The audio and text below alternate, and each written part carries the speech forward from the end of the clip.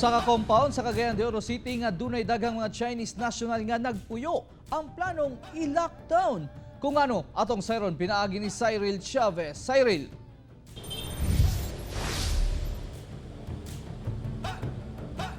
Yes, Real, daghang Chinese nationals ang nagpuyo sa maong compound nga matud pa adunay travel history gikan sa nasod China. Butang nga gika-alarma sa mga residente sa maong dapit.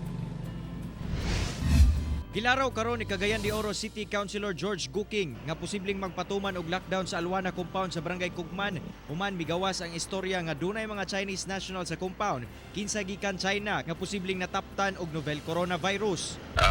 Akong opinion as personal opinion nga in case ka na findings dito, I would recommend to the Department of Health and of course sa office ni Mayor Oscar Moreno. Ang maong mga kabalaka nakaabot na sab sa Barangay Kugman diin sila mismo nagamonitor sa kahimtang sulod sa maong compound. Miabot nga muna nanay namatay gisulod sa refrigerator, naa sa isa nga nagluya nga butang na dito sa Picas building.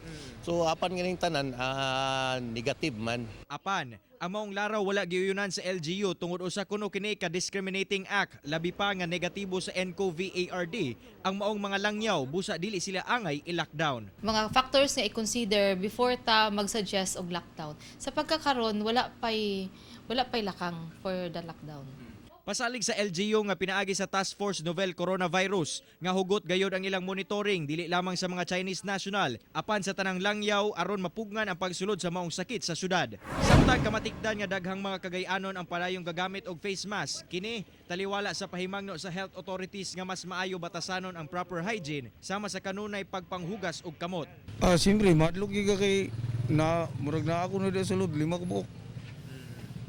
Madlog giga kay dipinsa kay sa imong kon ug lingon. Dali man gud ta matakdan ana then malak may sakit kay wala ba tay ika-afford nga kwarta ana. Hinoon duna say mga residente nga kumpiyansa nga baskog ang ilang panglawas busa dili kinahanglang mag face mask. Ay, wala ko madlok. Wala gani ko nagmas. Sa talaan sa DOH Region 10, anaa na sa 7 ang PUI kon person under investigation sa Northern Mindanao. Apan gibutyag nila nga ang duha niini nagnegatibo na sa 2019 NCOV-ARD.